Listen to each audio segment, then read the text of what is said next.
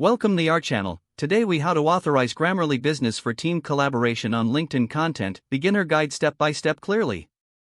To begin, log in to your Grammarly Business account. Once logged in, navigate to the admin dashboard. Look for the team section in the left side menu. Click on team to view your current team members. Next, click on the invite members button. Enter the email addresses of the team members you wish to invite. Select the roles for each member according to their needs. After assigning roles, click Send Invitations. Your team members will receive emails to join your Grammarly Business account. Once they accept the invite, they will be added to your team. Now, move to the Settings section on the left menu. Under Settings, select Integrations. Look for LinkedIn in the list of integrations available. Click on Connect next to LinkedIn. You may need to log into your LinkedIn account if you aren't already signed in.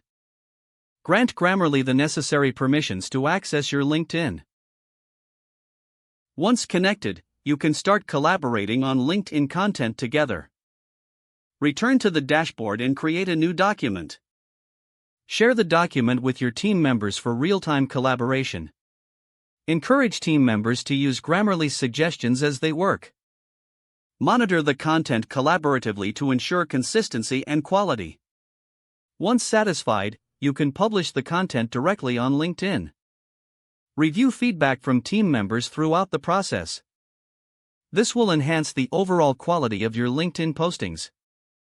Your team is now fully authorized and ready to collaborate on LinkedIn content using Grammarly Business. If the page does not load, refresh the browser or try again in a private or incognito window.